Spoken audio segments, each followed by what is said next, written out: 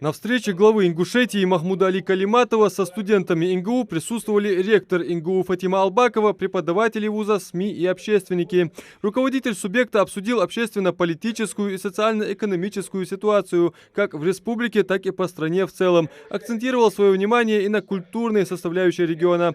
Обсудил деятельность молодежных организаций. Махмуд Али Калиматов поделился планами по реализации инвестиционных проектов на перспективу.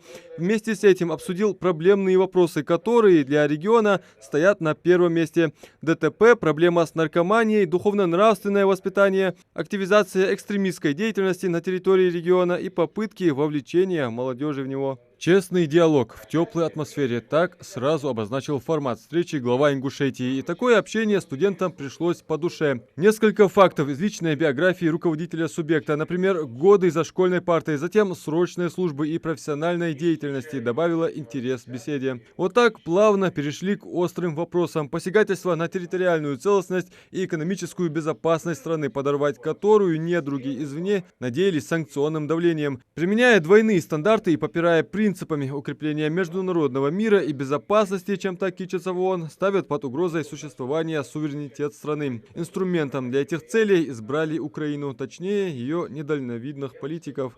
Были условия при Горбачеве, что у нас блок НАТО, он не двинется. Мы Варшавский договор свернули, ушли. У нас армия стояла в Польше, в Чехии, в Венгрии и в Германии. Более 1 000 000 войск. Очень серьезная группировка. До единого солдата оттуда мы вывели из этих стран. А НАТО приблизилось прямо к Украине, к Белоруссии. То есть договоренность не выполнили. Ну и с этого началось. А потенциально угроза над страной, над Россией, уже Россией нависла. Она реальная. Она реальная в том, что ядерное оружие, не в смысле стратегическое, а тактическое ядерное оружие находится в Италии, находится в Испании, находится в Рамштайне, Германии. То есть тактическое тоже самое атомное оружие, только это меньше габаритом, к примеру. Да? Но оно досягаемо легко на любого города России. Ну и в последующем, когда в 2004 начались оранжевые революции при еще Ющенко на Украине, в последующем революция дальше пошла. И тогда, в 2014 году, наверное, вы наблюдали, что Германия, Польша и Франция подписали такое соглашение с Януковичем. Был такой президент Янукович, да, Украины, что 6 месяцев коалиционное правительство будет, парламент выбран, и подписали все. Однако на второй день военный путч все перевернуло и открыто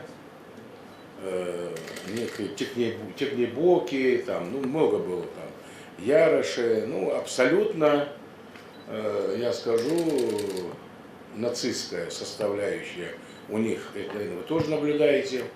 Мало того, сатанистская, вообще до Лорд Олдвитсона, там вообще такие секты появились. Ну и они начали бомбить Донецк авиацией.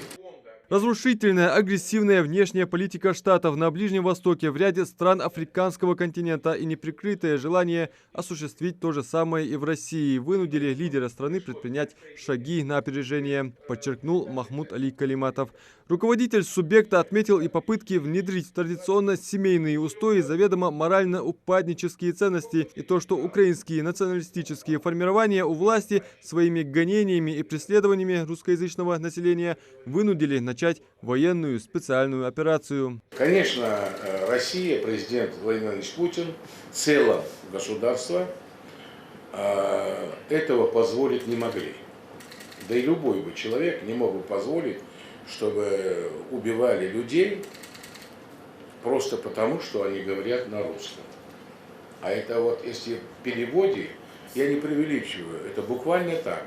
Если ты в магазине сказал на русском, дайте мне, пожалуйста, или продавец на русском подает вам что-нибудь и говорит на русском, его избивали, ну не знаю.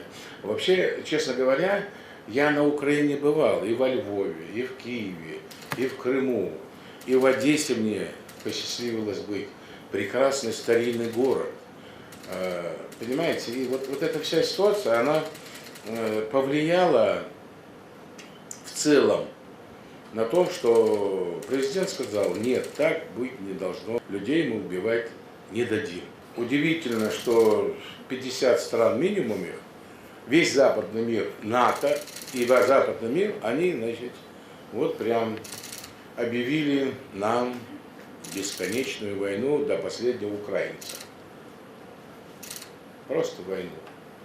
Войну как? Они поставляют все оружие, инструкторы их, и они на территории оказались вот такой ситуации. В военной спецоперации на Украине, по разным данным, принимают участие сотни ингушей. Жизнь и здоровье каждого дороже золота, отметил глава региона. Поэтому делаем все, чтобы они ни в чем не нуждались. Страна с достоинством выходит из любых внешнеполитических, экономических трудностей. Валовый внутренний продукт держится на уровне. Работает машиностроение, агропромышленность, нефтепереработка. Мы по-прежнему самая богатая страна по добыче полезных ископаемых. Функционируют тысячи фабрик и заводов. И это несмотря на то, что относительно недавно Россия справилась с резко возникшей эпидситуацией. Мы можем просто жить 100-200 лет минимум на своих полезных ископаемых. У нас все есть. Все. Вода, самый дефицит. У нас ее полно пресной. Лес, руда, ну и все ископаемые. Ну и, конечно, в этой части было стратегически правильно продумано президентом. Мы, в силу того, что пакетов санкций более 200, то есть вот, все они нам там, и по SWIFT отключили, и, значит, технологии там запретили, и чего только не сделали. Сегодня Ингушетия, как один из субъектов многонациональной страны, взяла курс на созидание и саморазвитие. Госдолг региона с 11 миллиардов 800 миллионов рублей снизился до 3 миллиардов 300 миллионов. Меры бюджетного принуждения с республики сняты, так как в текущем году последний транш был выплачен. До 2029 года наша оставшаяся задолженность будет реструктуризирована. Легализируется труд простых рабочих, воспитываются новые кадры, накапливается туристический потенциал региона. Наука, спорт и культура со строительством в Ингушетии дошкольных, общеобразовательных и физкультурно-оздоровительных учреждений и домов культуры благодаря реализации проектов надежно укрепляется в городах и сельских территориях. За 4 года у нас 40 школ построено. Сейчас у нас готовы 16 школ сдавать. То есть я к чему говорю? Мы не должны думать, что это вот так с неба падает.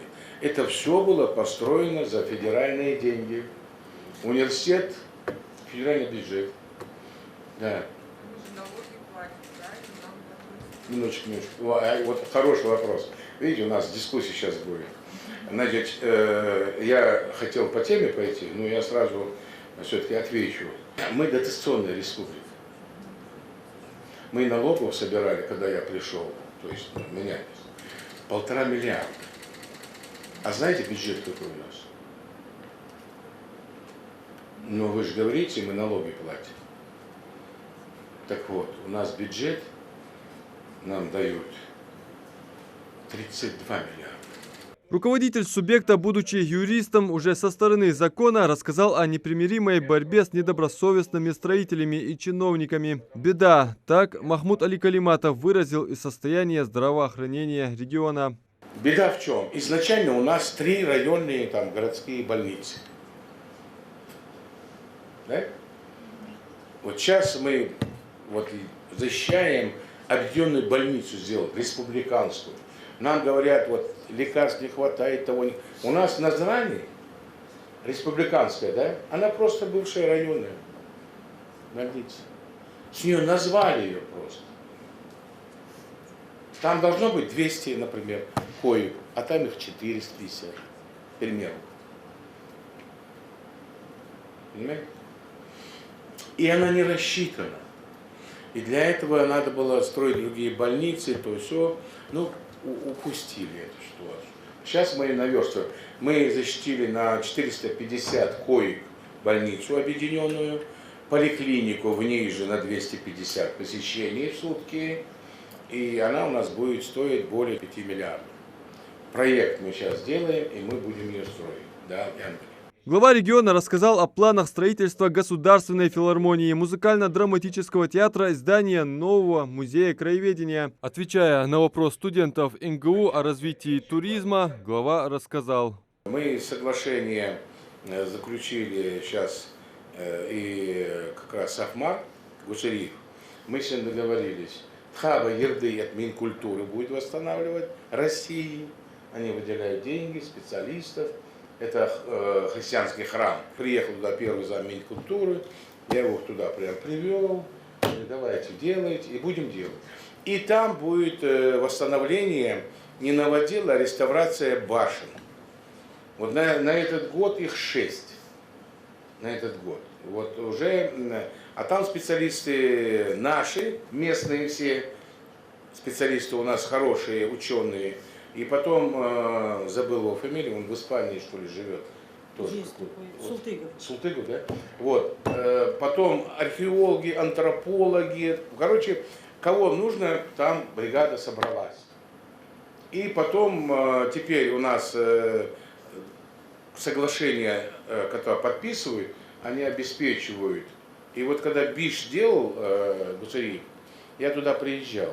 Вот представьте, он когда делал, а вокруг еще он выкопал 20 башен. Ну, строений, так скажем. Городище целое. Городище, понимаете? И если у нас Вайгалжи, то есть то там, я думаю, около 3000 у нас строений там. Студентов НГУ интересовал и вопрос решения проблемы с безработицей. Его задала студентка НГУ Луиза Султыгова. Острый вопрос насчет трудоустройства в республике.